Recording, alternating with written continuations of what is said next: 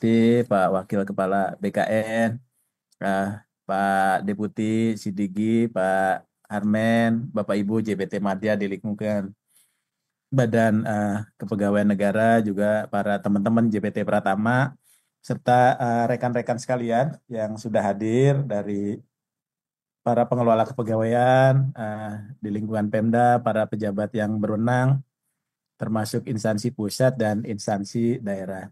Tama-tama terima kasih Pak Kepala, Pak Waka, Pak Deputi yang senantiasa tadi mengawal kebijakan-kebijakan dari Bu Menteri Pan RB, khususnya memperkuat komitmen kita untuk penyelesaian tenaga non-ASN. Tadi juga disampaikan Pak Kepala bagaimana nanti teman-teman di Pemda khususnya bisa mendorong kita punya waktu 1 hari lagi.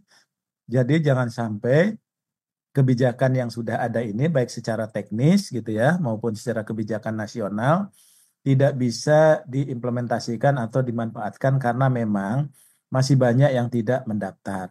Nah, oleh sebab itu bagi teman-teman yang sudah terdata dalam pangkalan database BKN supaya bisa didorong supaya bisa mengikuti seleksi untuk di tahap 2. Nah, tadi sudah dijelaskan banyak oleh Pak Deputi terkait dengan hal itu. Nah, oleh sebab itu, Bapak Ibu sekalian, eh, dari hasil beberapa diskusi kami, termasuk juga bukan hanya di lingkungan Menpan dengan BKN, tapi juga ada Kementerian Dalam Negeri gitu ya, untuk segera melakukan penyelesaian penataan tenaga non-ASN. Tadi dari Pak Deputi, Pak Harmen sudah menyampaikan secara detail, termasuk juga tadi arahan Pak Kepala gitu ya. Secara data-data itu sudah jelas, nanti Bapak Ibu tadi disampaikan Pak Deputi akan di-share datanya, sehingga nanti Bapak Ibu punya data-data yang akurat untuk mendorong mereka. Ya, sehingga nanti mungkin dari 1,7 itu tidak akan secara keseluruhan, karena tadi disampaikan Pak Kepala mungkin ada yang pensiun, sudah ada yang meninggal, ada yang tidak bekerja lagi, dan sebagainya. Nah, oleh sebab itu, nanti pengelolaannya harus betul-betul kita punya concern yang sama terhadap tata kelola ASN ini, termasuk bagi mereka nanti yang akan diangkat menjadi pegawai pemerintah dengan perjanjian kerja. Nah, kita punya PR di selain yang lain-lain di arahan Pak Presiden kaitan dengan reformasi birokrasi, tapi fokus kita adalah terkait dengan pengelolaan ASN yang memastikan disiplinnya, produktivitasnya, serta kompetensinya. Jadi kita juga nanti punya PR, Bapak Ibu sekalian, bagaimana nanti pengelolaan ASN kita menjadi lebih baik dengan adanya teman-teman masuk di sana. Ya, jadi kami ingin juga mendorong nanti bahwa tata kelola ini pasca pengangkatan teman-teman ke dalam P3K atau P3K paruh waktu itu betul-betul bisa optimal, ya, betul-betul bisa optimal, ya.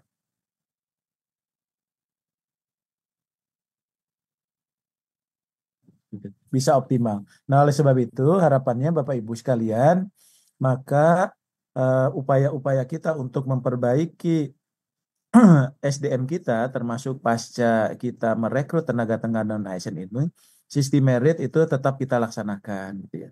Makanya Bapak Ibu itu tetap harus melalui proses seleksi. Ya, melalui proses seleksi karena itu adalah wujud juga dari penerapan sistem merit. Walaupun kami dengan BKN melakukan afirmasi termasuk BKN juga melakukan pengawasan terhadap penerapan sistem meritnya ya. Dan juga Bapak Ibu sekalian, kita juga mendorong bahwa kesempatan bagi seluruh warga negara Indonesia ya, baik yang fresh graduate maupun yang talenta-talenta digital, termasuk juga tenaga-tenaga non ASN. Karena kita apa? Karena kita akan berkompetisi bukan hanya di internal tapi juga akan berkompetisi secara global. Makanya wawasan global itu jadi penting, pengembangan kompetensinya dan melahirkan kinerja-kinerja unggul. Termasuk nanti Bapak Ibu sekalian mobilitas talentanya ya, kemudian pengisian jabatan dan sebagainya. Kemudian juga punya PR penting kita akan melakukan digitalisasi terkait dengan manajemen ASN. Supaya apa? Tidak lain supaya peningkatan kinerja untuk reformasi birokrasi dan pelayanan publik kita supaya jauh lebih baik.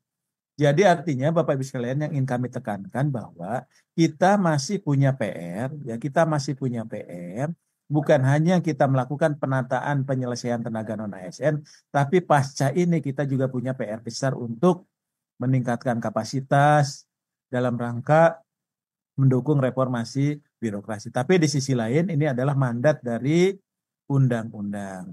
Nah, oleh sebab itu karena ini dari mandat undang-undang, kita harus secara konsisten menjalankan mandat dari undang-undang ini, walaupun kita harus selesaikan di Desember 2024, tapi kita sudah bersepakat bahwa proses ini kita lakukan di Desember 2024. Karena ini adalah konteksnya penataan. Ya, karena ini adalah konteksnya penataan. Sehingga karena ini penataan, maka sebetulnya dari data yang ada saat ini, kenapa kita memperhitungkan 2,3 juta? Karena ada 1,7 diantaranya itu adalah merupakan pegawai non ASN, ya pegawai non ASN. Namun formasi yang kita siapkan itu tidak sepenuhnya bisa terpenuhi, ya karena memang tadi mungkin ada beberapa kendala bagi teman-teman di instansi daerah. Sehingga Bapak Ibu sekalian, formasi yang ditetapkan itu tidak secara penuh sebagaimana kebutuhan dan usulan gitu.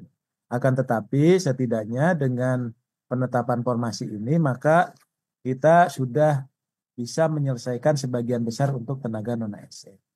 Nah, oleh sebab itu secara perangkat hukum juga sudah disiapkan perangkat hukumnya. Nanti barangkali Bapak Ibu sekalian, baik PNS maupun P3, khususnya yang penyelesaian P3K tahap 1 dan 2, kita juga sudah mengeluarkan regulasi terkait ini supaya bisa ada percepatan. Karena ada beberapa juga aturan di sini yang mengunci, contohnya misalnya untuk teman-teman pelamar pegawai non ASN itu hanya 1 kali sebagaimana di Permenpan 6 tahun 2024. Sehingga ini seolah-olah menjadi kendala bagi teman-teman yang mendaftar ke CPNS dan sebagainya atau dia tidak lulus, lalu dia posisinya akan seperti apa. Nah, oleh sebab itu dari sisi kebijakan, maka ketika kita bicara CPNS itu 100% memang formasi ini untuk pelamar umum. Jadi artinya ini sangat kompetitif sekali. Kenapa ini harus kita lakukan? Karena kita juga ingin memberikan kesempatan yang lebih besar kepada yang fresh graduate, ya, pada talenta-talenta digital, diaspora, putra-putri dan sebagainya. Ya, putra-putri terbaik kita. Nah, di sisi lain juga kita memberikan ruang 100% formasi untuk non ASN. Ya. Jadi ini betul-betul prioritas dan kelulusannya itu berdasarkan peringkat.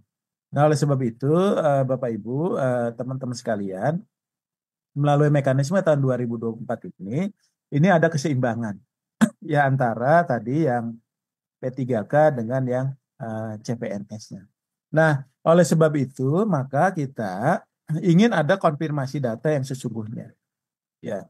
Nah, oleh sebab itu tadi tim kami dari Menpan, tim teknis Menpan dengan BKN ini sudah bekerja gitu ya, supaya nanti Bapak Ibu sekalian kita pastikan bahwa tenaga non ASN yang sudah mendaftar sekian orang, yang belum mendaftar sekian orang. Dan ini butuh komitmen dari kita bersama. Nah, harapannya ini kita mengoptimalkan waktu tadi yang sampaikan Pak Kepala supaya betul-betul dalam 2 hari ini mereka mendorong, Bapak Ibu harus mendorong mereka itu untuk bisa paling kurang mendaftar. Dan insya Allah kalau sudah terdaftar dalam pangkalan database BKN, ya maka dia bisa ikut seleksi, kemudian dipertimbangkan untuk bisa menjadi P3K.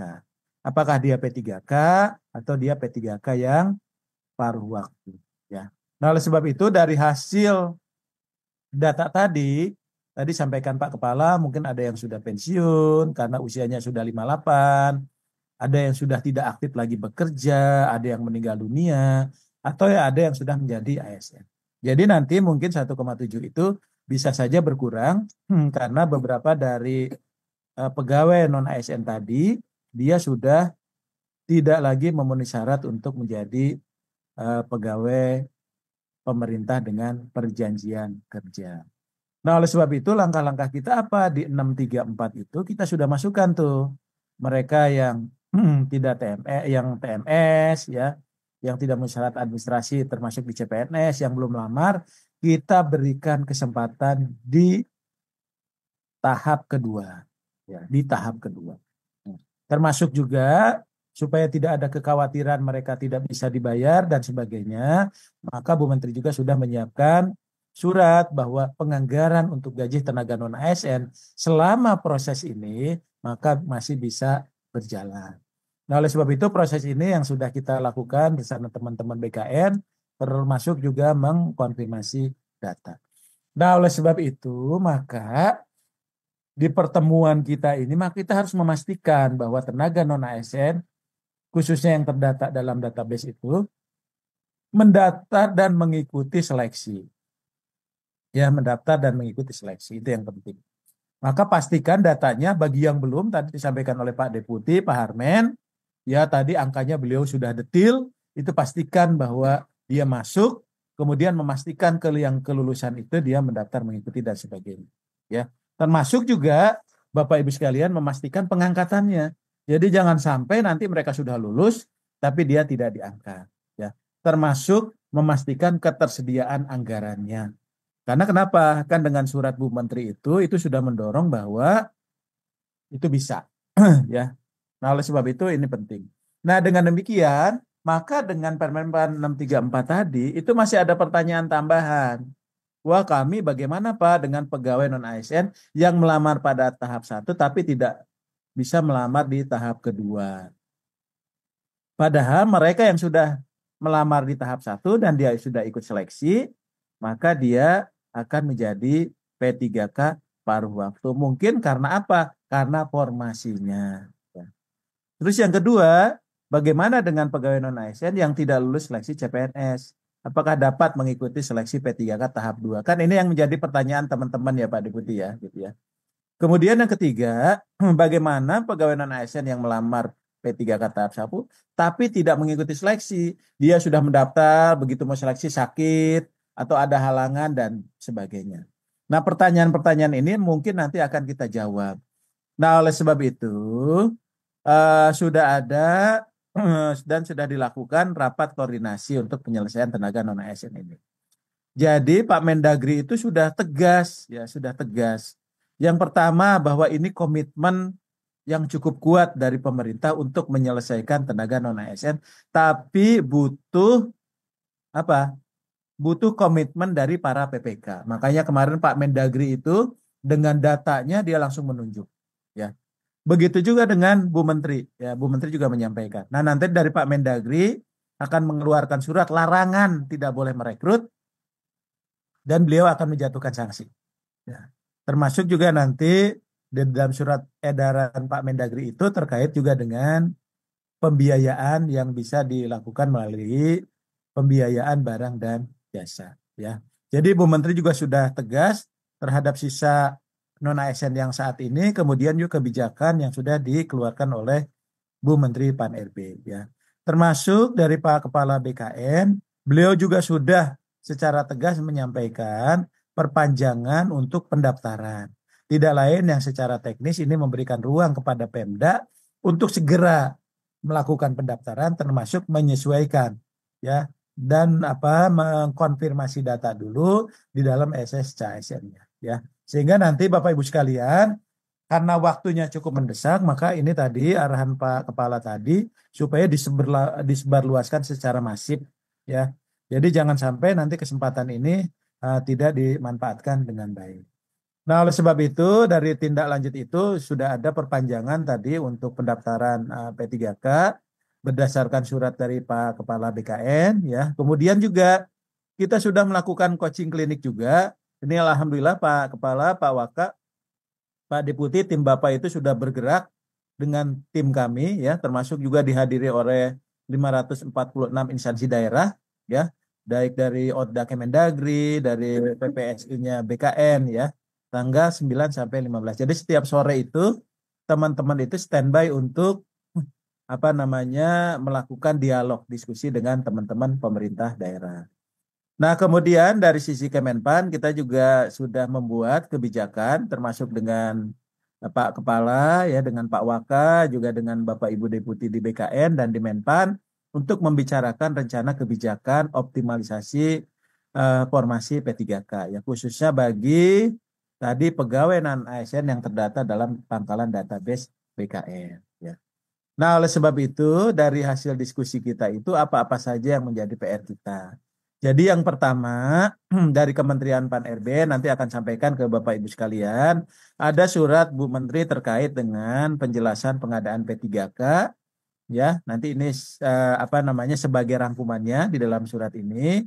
Kemudian juga ada keputusan Menteri Pan-RB ya. Tentang apa? Yang pertama ada kriteria pelamar tambahan. Ya, jadi tidak perlu khawatir tadi bagi teman-teman yang belum terakomodir di sini, bukan hanya yang TMS dan yang tidak melamar, kita sudah memasukkan kriteria pelamar tambahan di sini. Ya, dalam mekanisme eh, seleksi kedua ya.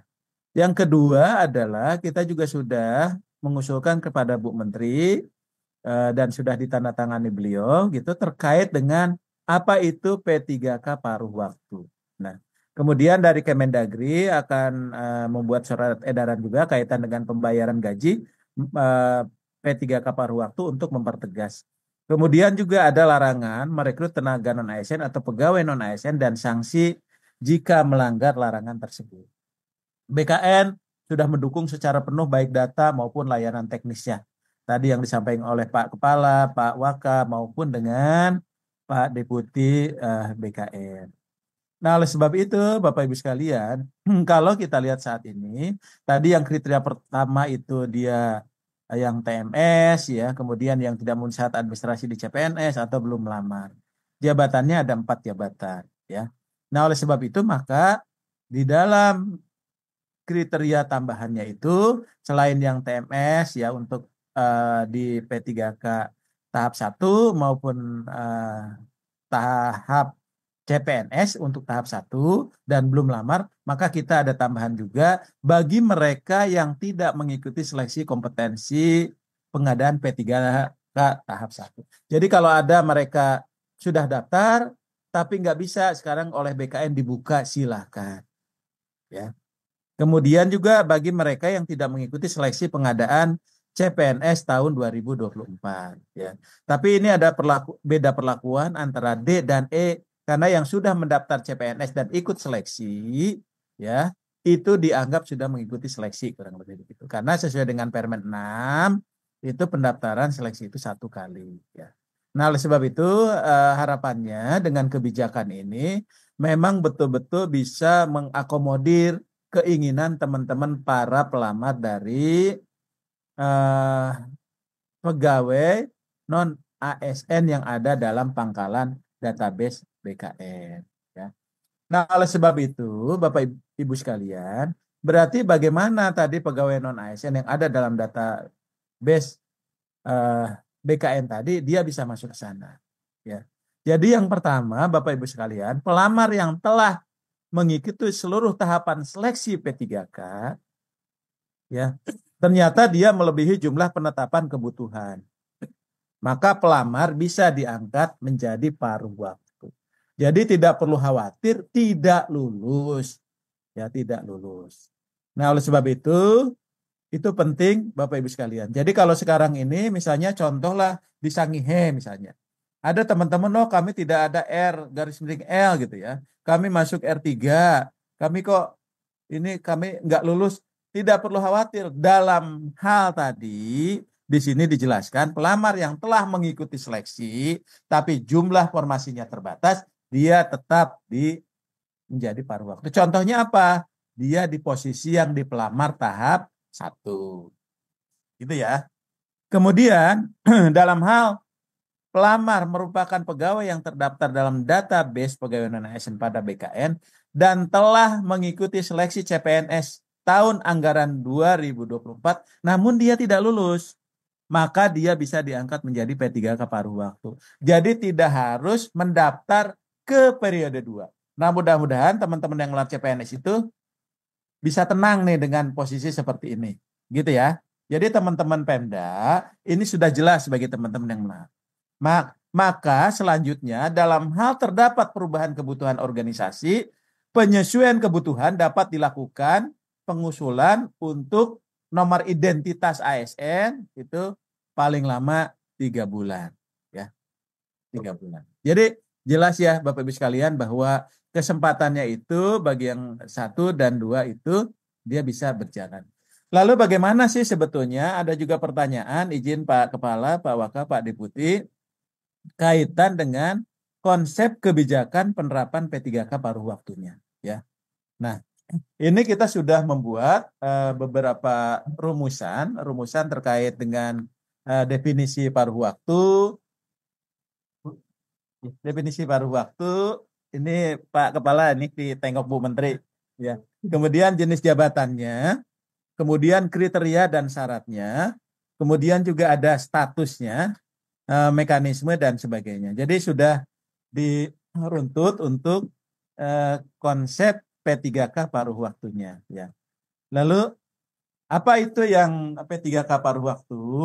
Ini P3K paruh waktu itu adalah pegawai yang diangkat berdasarkan perjanjian kerja dan diberikan upah sesuai dengan ketersediaan anggaran instansi pemerintah. Artinya apa? Ini berlaku hanya untuk sementara. Bagi siapa? Pertama, bagi pegawai non-ASN yang terdaftar dalam pangkalan database BKN. Ya. Kemudian yang kedua adalah pelamar tadi yang ada dalam pangkalan database BKN itu dia mendaftar dan mengikuti seleksi P3K tahap 1 atau dia tidak lulus seleksi CPNS. Jadi Bu Menteri, Pak Kepala, ya Pak Waka, bahwa mereka yang tidak lulus CPNS tadi yang menjadi pertanyaan itu, mereka nanti akan menjadi paruh waktu karena mereka sudah mendaftar. Karena di dalam Permen 46 mereka itu mendaftar hanya untuk 1 kali, gitu ya. Kemudian juga pelamar yang tidak mendapatkan kebutuhan formasi. Jadi dia formasinya itu penuh, gitu. Yang melamar ada 100, formasinya ada 50, maka yang 50 itu otomatis dia menjadi paruh waktu. Dan ini hanya berlaku dalam masa transisi bagi pegawai non-ASN yang terdaftar dalam pangkalan database BKN, ya. Jadi ini adalah Bapak Ibu sekalian, kira-kira P3K paruh waktu itu. Nah, oleh sebab itu, dari rumusan ini sudah dituangkan dalam kebijakan Bu Menteri. Nah, oleh sebab itu, apa nih yang menjadi kriterianya di sini? Yang pertama, bahwa pegawai non-ASN yang telah dilakukan pendataan dan mengikuti seleksi. Jadi dia itu wajib mengikuti seleksi, mendaftar dan mengikuti seleksi di tahun anggaran 2024 ini. Ya. Kemudian juga pegawai non-ASN yang telah mengikuti tahapan.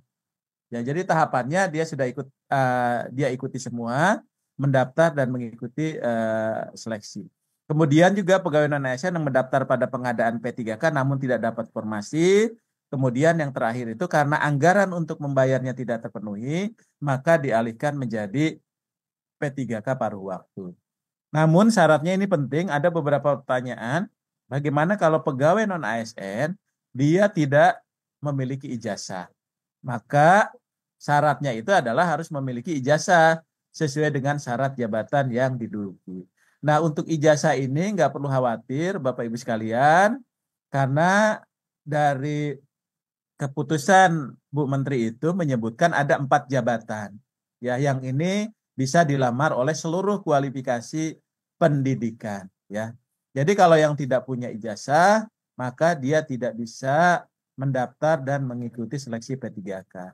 Kenapa ijazah ini penting? Karena ijazah ini nanti sebagai dasar, pertama dasar pengangkatan, kedua dasar penggajian dia akan di golongan mana. Jadi kalau tidak ada ijazah, kita tidak memiliki dasar untuk itu. Kemudian syaratnya juga adalah terdata dalam database BKN, ya, dan memiliki tadi masa kerja 2 tahun, ya, pada saat seleksi ASN 2024. Jadi rata-rata kalau di dalam database BKN itu, maka dia seharusnya sudah memenuhi syarat. Dan yang ketiga itu adalah mendaftar dan telah mengikuti seleksi di tahun 2024. Nah, oleh sebab itu ada mekanismenya nanti bahwa usulan penetapan kebutuhan sebagai dasar pengajuan, ya, nomor identitas nomor identitas ASN kemarin yang kita sepakati itu ke BKN. Kemudian ada masa perjanjian kerja ditetapkan 1 tahun, itu yang dituangkan dalam perjanjian kerja sampai dengan diangkat menjadi P3K. Kemudian Bapak Ibu sekalian, maka usulan ini menjadi penting ketika sudah selesai seleksinya, maka nanti dalam hal pegawai yang terdaftar dalam pangkalan database pegawai non ASN pada BKN ini telah diangkat menjadi paruh waktu, kemudian instansi bisa mengusulkan menjadi PPPK dengan pertimbangan ketersediaan anggaran dan hasil penilaian kinerjanya. Ya. Jadi artinya nanti teman-teman tadi yang sudah menjadi paruh waktu itu bisa menjadi P3K tanpa melalui seleksi. Dan juga tidak lagi mengusulkan nomor identitas ASN, karena nomor identitas ASN-nya itu sudah melekat ketika dia menjadi P3K paruh waktu. Nah, oleh sebab itu, di sini kalau kita lihat berarti dia sudah ditetapkan sebagai pegawai, kemudian diberikan nomor identitas ASN, maka PPK itu tidak perlu lagi mengusulkan NIP, ya, nomor identitas ASN-nya, karena dia sudah melekat sebelumnya. Ya, jadi nanti Bu Menteri Pan-RB itu akan menetapkan rincian kebutuhannya di instansi pemerintahnya, kemudian nanti PPK itu bisa langsung menetapkan pengangkatan P3K-nya. Jadi artinya ini ada yang dipotong Bu Menteri tahapannya ada dipotong, tidak ada 2 tahapan untuk usulan identitasnya NIP 3K-nya, atau disebutnya kemarin itu Pak Kepala menyebut dengan nomor identitas ASN, itu tidak diperlukan lagi. Tadi ada 5 tahap menjadi 3 tahap karena sudah kita lekatkan dia di awal nomor induknya. Nah, oleh sebab itu nanti terkait dengan mekanisme kerjanya, nanti masing-masing instansi pemerintah, karena ini ada kontrak kerja, itu mengatur dalam perjanjian kerjanya. Ya. Kemudian dia akan menjalankan tugas jabatan sesuai ketentuan peraturan perundang-undangan. Berarti kalau dia paruh waktu guru, ya dia melaksanakan tugas-tugas sebagai guru. Sebagai tenaga kesehatan, dia pun akan melaksanakan tugas-tugas sebagaimana kementerian tugas-tugas di bidang kesehatan. Nah, oleh sebab itu maka tadi apa yang menjadi hak dan kewajiban P3K paruh waktu? Ya. Jadi paruh waktu itu berhak mendapatkan upah dan fasilitas lain sesuai peraturan perundang-undangan. Jadi dia akan mendapatkan mendapatkan penghasilan gitu ya, Bu, berapapun penghasilannya sesuai dengan kemampuannya gitu. Tapi boleh fasilitas, misalnya dia ada ikut rapat dan sebagainya ketika ada dapat honor dan sebagainya, itu memungkinkan. Kemudian dari sisi kewajiban, karena dia juga merupakan ASN, maka dia akan mendapatkan tadi kewajiban-kewajiban itu. Nah, kemudian nanti dari aspek penghasilan untuk paruh waktu itu diberikan paling sedikit, ya, sesuai dengan besaran yang diterima ketika menjadi non ASN, ya, atau sesuai dengan upah minimum yang berlaku di wilayah itu, ya. Kemudian sumber pendanaannya bisa berasal dari selain belanja pegawai. Nah, kemudian P3K paruh waktu juga itu harus memenuhi ketentuan terkait dengan disiplin, ya, sesuai dengan disiplin ASN. Nah, ini Bapak Ibu sekalian, supaya dari awal pun dia sudah memahami bahwa mereka itu wajib, ya, memenuhi ketentuan tersebut, ya. Nah, demikian barangkali Pak Kepala beberapa hal yang kami sampaikan kepada Bapak Ibu sekalian terkait dengan kebijakan kaitan dengan paruh waktu dan juga kebijakan penyelesaian penataan tenaga non ASN. Ya. Barangkali itu Bapak Ibu sekalian, Pak Kepala, Pak Wakil, Pak Deputi, gitu. Tadi kebetulan Bu Menteri juga menyimak, barusan beliau juga di sini menyimak diskusi kita di pagi ini. Nanti saya akan sampaikan apa Bu Menteri berkenan untuk menyapa Bapak Ibu sekalian. Ya. Demikian, terima kasih. Assalamualaikum warahmatullahi wabarakatuh. Ya. Izin Bu Menteri untuk menyapa teman-teman. untuk menyapa saja. Tadi saya sampaikan. Izin Pak Kepala, Bu Menteri ingin menyapa Bapak Ibu rekan-rekan di sini. Makasih Bapak. Baik, selamat pagi teman-teman sekalian, Bapak Ibu sekalian, Prof. Judan, Pak Waka, Pak Kepala BKN, Pak Waka, Pak Deputi,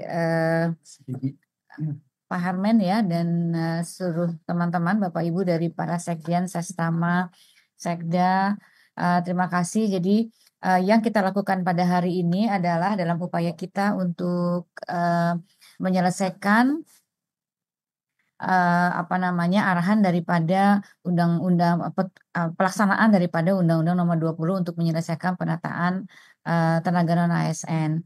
Jadi kita sudah sekeras mungkin mengupayakan apa yang sudah diamanatkan di dalam undang-undang dan sudah menjadi komitmen pemerintah dengan legislatif untuk menyelesaikan ini, dan saya harap tahun ini sudah bisa kita selesaikan semua persoalan-persoalan yang berkaitan dengan masalah honorer.